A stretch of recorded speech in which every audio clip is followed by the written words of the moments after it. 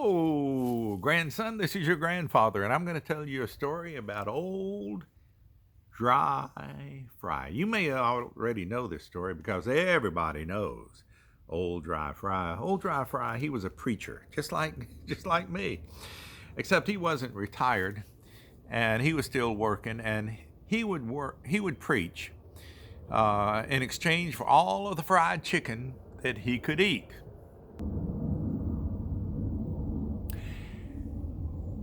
Well, one day, old Dry Fry was invited to a church member's house for supper.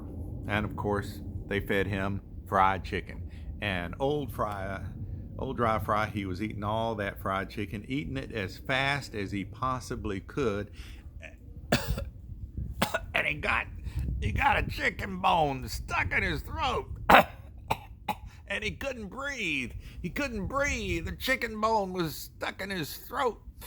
And all of a sudden, old Dry Fry collapsed and fell on the floor, dead as a doornail. And the church member looked at old Dry Fry and said, "Lawsy mercy, I've done killed old Dry Fry. They're going to hang me for murder for sure. I got to hide the body." So he picked up old Dry Fry and he carried him along. And he decided he needed to hide old Dry Fry. So he took him to his neighbor's house and he propped him up against his neighbor's barn door. And that morning, when the neighbor woke up and went outside to the barn to do some work, he noticed this man leaning against the barn door. Now, this neighbor had had some trouble with some thieves stealing chickens and corn out of his barn. So he figured, this man is the thief that I've been looking for. So he grabbed his rifle and he yelled at the man, "You get up and get away from here." And old Dry Fry, he just sat there, didn't move a bit, because old Dry Fry was dead as a doornail. And the man yelled again, "Get up, get out of here, I'll shoot you." And the man did not answer because the man was old Dry Fry and he was dead as a doornail. So the man fired a gun and shot this fella leaning against his barn door. The man went over to the body, turned him over, looked at the face, and said, "Oh, laws and mercy, I have done killed old Dry Fry." Everybody knew old Dry Fry. "They're going to hang me for murder for sure. I got to hide the body." So this old man, he took old Dry Fry's body and he took him down by the river to the baptizing place because he knew the next day there was going to be a baptism. And they'd expect old Dry Fry to show up there and they'd have a murder mystery, but they wouldn't think that this man had shot old Dry Fry for leaning up against his barn door. So this man went to a lot of trouble to make him look real natural. He set him on a rock and put his elbows on top of Dry Fry's knees and put Dry Fry's head into his hands like he was just sitting there pondering the mysteries of the universe. And then he left. Well, the next day, this feisty little boy who was mischievous and mean-spirited and liked to play tricks on people, he was walking up. He was going to watch the baptism that the church was going to have down by the river, and maybe throw some rocks at people, do something feisty and mean-spirited or something. He didn't know what he was going to do, but he saw old Dry Fry there, and he shouted at him, "Howdy, Mr. Dry Fry." Well, everybody knew old Dry Fry, and Dry Fry didn't answer because old Dry Fry, he was deader than a doornail. And so the little boy yelled again. "I said, howdy, Mr. Old Dry Fry." And Dry Fry still didn't answer because he was still as dead as a doornail. And the feisty boy said, "You answer me back or I'm going to knock your arms right out from under your face." And I said, "Howdy, Mr. Dry Fry." And old Dry Fry, he just sat there and still didn't say anything because he was still as dead as a doornail. And the little feisty boy, true to his word, he kicked old Dry Fry's arms and knocked him out from under his head. Old Dry Fry collapsed, rolled into the river and started floating away. And the little boy noticed he wasn't swimming and thought, laws and mercy, I've done killed old Dry Fry. They're going to hang me for murder for sure. Long about then, he heard people coming through the woods, and it was the church. And they came and they waited for old Dry Fry to show up to commence the preaching, and he never showed up. And they waited and waited. They sang a hymn or two, and finally they all went home. And the feisty little boy was watching all of this, and he was kind of laughing and snickering because he knew what happened to old Dry Fry.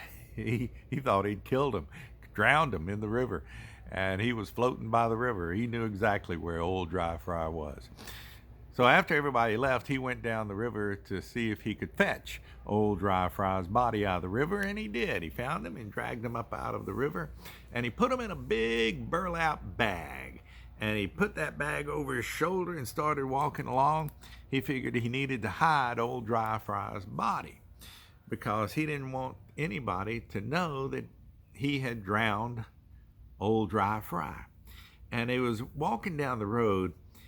He saw these two men, and they both had big old sacks over their shoulders, carrying it, walking. And he thought, oh my goodness, I can't be caught carrying a bag with old Dry Fry in it. So he dropped the bag, and before these other two fellows saw this feisty little boy, he ran off into the woods to hide. Well, he didn't know it, but these two men, they weren't just normal men, they were thieves. And they had in their bags a pig they had stolen. In each bag, 2 pigs, 2 bags. And they'd stolen those pigs. And they came to this other bag, and they thought, my goodness, someone's around here and they've left this bag. We'd better drop our bags and we'd better hide in the woods. Well, they hid in the woods on the other side of the road than the feisty boy was hiding. And so when they weren't looking, the feisty boy went and grabbed the bag that old Dry Fry was in and started running off through the woods. Well, he didn't realize it, but he'd picked up the wrong bag. He'd picked up one of the bags with a pig in it. Well, he had a brand new pig. But when the robbers came out of the woods, they noticed there were not 3 bags, only 2, their bags. So they picked up their bags and they started walking down the road. They didn't realize that one of those bags wasn't theirs. So they got home and they told their mama they had these brand new pigs and they were going to butcher them and get bacon and pork chops and things like that for supper. And so the mama took the bags and hung them up in the barn so they could butcher the pigs the next day and cut meat and pork chops and things like that out of these pigs.